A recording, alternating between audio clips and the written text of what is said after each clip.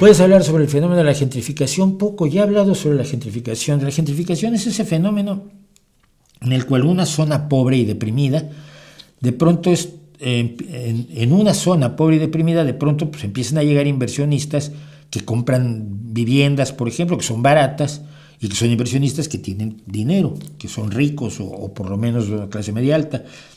Entonces se mudan allí porque allí sí pueden vivir, porque en los lugares de clase media alta la vivienda todavía es demasiado cara, se va volviendo demasiado cara. Entonces se van a lugares que eran pobres, compran, invierten, ponen tiendas, ponen comercios, ponen esto, vuelven esa zona que era deprimida económicamente, la vuelven a una zona de clase media, y esto desafortunadamente también expulsa a quienes antes vivían allí.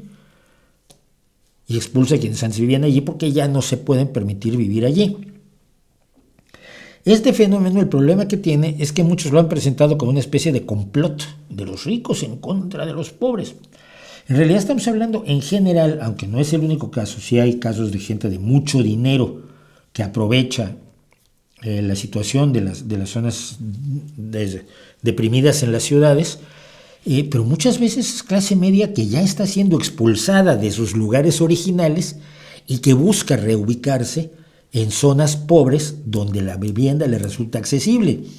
Entonces el victimario es de alguna forma también una víctima del hecho de que ya no puede vivir donde antes la gente de su clase social vivía. Obviamente al mudarse a una zona deprimida, al mejorar las viviendas, al hacer las viviendas se van haciendo más caras, los comercios, etcétera, aumenta el valor de todo, pues al final van a ser expulsados. Es un ciclo general que va ocurriendo.